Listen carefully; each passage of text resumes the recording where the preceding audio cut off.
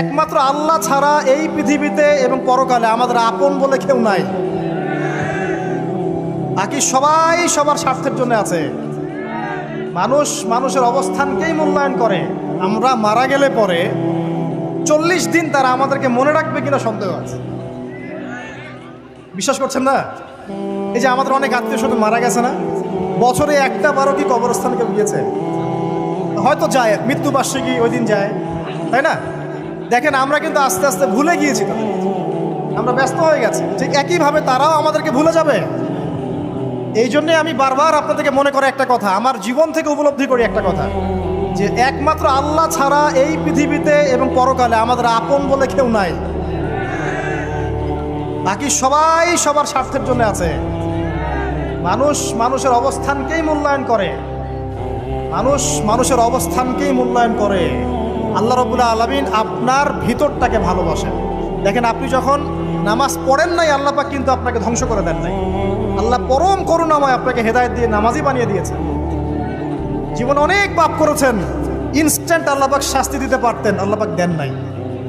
আল্লাহ আপনাকে ভালোবাসেন, আল্লাহ আমাকে ভালোবাসেন। আল্লাহ পাকের এই ভালোবাসার ঋণটা শোধ করার জন্য হলেও নামাজি হয়ে যান, আল্লাহর পথে ফিরে আসেন, দিনের জন্য কিছু করেন, দিনের ফিকির করেন, পড়াশোনা করেন। প্রিয় ভাইরা, আল্লাহ পাক তৌফিক দান করুন। দেখুন, এই রিবা থেকে দূরে থাকার জন্য একটা হাদিস যথেষ্ট। এই 4 শ্রেণীর মানুষকে আল্লাহ রাসূল সাল্লাল্লাহু আলাইহি ওয়াসাল্লাম লাআনত করেছেন, অভিশাপ দিয়েছেন। ইনশাআল্লাহ আজকের লেকচার যাদের কানে যাবে, আমরা যদি না খেয়েও মরে যাই, আল্লাহ পাক না খেয়ে মারবেন না ইনশাআল্লাহ। রিজিক আছে, খাবো ইনশাআল্লাহ। কিন্তু হয়তো বা অভাব হবে, টাকা পয়সা একটু কম হতে পারে, অন্যের 10 তলা ফ্ল্যাট হবে, আমার হবে না, ঠিক আছে? অন্যের এত বিঘা বিঘা জমি আমার হয়তো হবে না। কিন্তু ইনশাআল্লাহ তাআলা এই যে দুনিয়ার মুসাফিরের জীবনটা, এটা মুসাফিরের জীবন না? মুসাফিরের জীবনটা কেটেই যাবে ইনশাআল্লাহ। কাটবে না? যে কোনোভাবে কেটে তো যাবেই ইনশাআল্লাহ। এই যে পরকালের জীবনটা একটা চেতনার শক্তি, জানেন? দুনিয়াতে যত বাধা বিপত্তি আসুক, গাল মন্দ খান, গীবত তহমত খান, কষ্ট হোক, নির্যাতন হোক, একটা বিষয় মনের মধ্যে শান্তি দেয়। কি শান্তি? যে এই দুনিয়ার জীবনটা তো আর চিরস্থায়ী নয়, এটা তো আর সারা জীবন থাকবে না।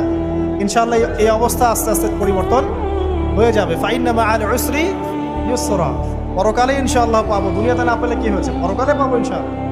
যুবক ভাই, এসব জেনা ছেড়ে দেন, আল্লাহ রাব্বুল আলামিন আপনার জন্য হুর রেখেছেন জান্নাত, ইনশাআল্লাহ পাবেন ইনশাআল্লাহ। এটা ছেড়ে দেন, সুদ ছেড়ে দেন, আল্লাহ পাক আপনার জন্য হাউজে কাউসার রাখছে ইনশাআল্লাহ, ঠিক আছে?